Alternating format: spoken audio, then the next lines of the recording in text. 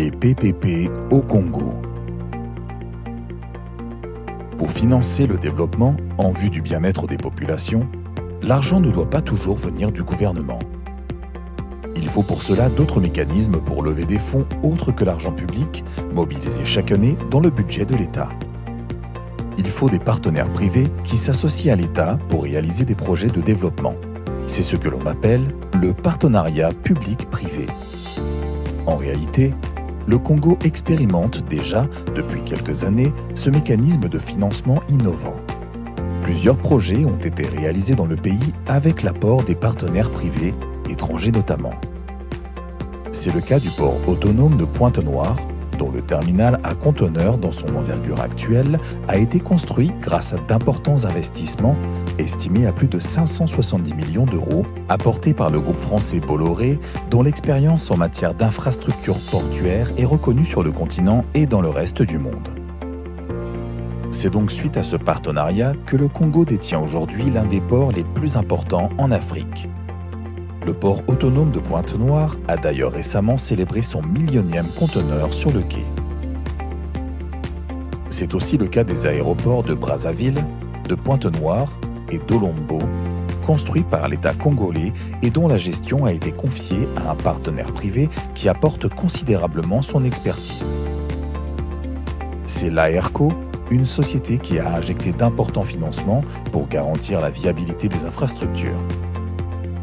Dans ce partenariat, le gouvernement congolais dispose de 15% des parts. Ces exemples peuvent être multipliés au Congo, notamment avec la Congolaise des routes, LCR, qui gère aujourd'hui le trafic routier sur la route nationale numéro 1, Brazzaville-Pointe-Noire, grâce au péage placé le long de cette infrastructure. Les sociétés Averda, spécialisées dans le ramassage et le recyclage des ordures ménagères, ou encore PEFACO, active dans l'hôtellerie, allonge cette liste.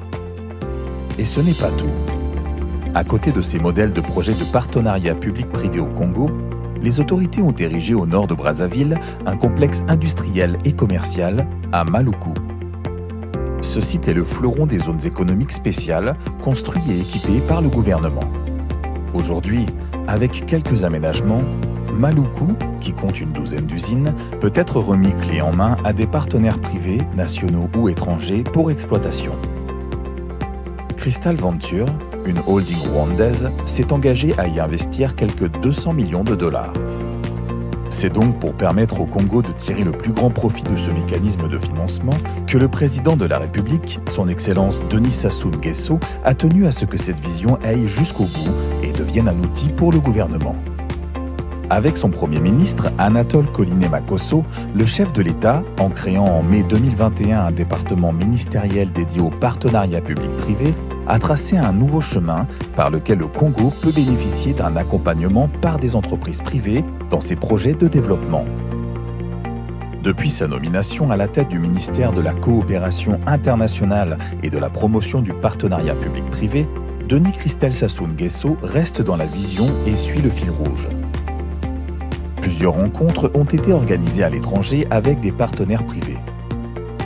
De Dubaï à Casablanca, en passant par Abu Dhabi ou Londres, ces roadshows permettent de présenter les différentes opportunités d'investissement dont dispose le Congo.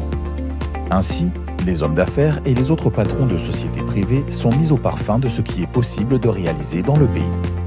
Au cours de ces rencontres, le ministre Denis Christel Sassou Nguesso répète à ses interlocuteurs qu'il n'a jamais été question de demander de l'aumône ou de rechercher quelques dons, mais de trouver des vrais partenaires, de les inviter au Congo afin qu'ils y investissent dans d'importants projets. Les terres riches pour l'agriculture, des merveilleux sites pour l'industrie touristique, les meilleures politiques dans la gestion des massifs forestiers ou des projets dans l'immobilier constituent l'ossature de cette invite à l'endroit des investisseurs étrangers. Nombreux visitent déjà le pays et prennent des engagements significatifs. C'est le cas du partenaire rwandais Crystal Venture qui va exploiter le complexe industriel de Maluku.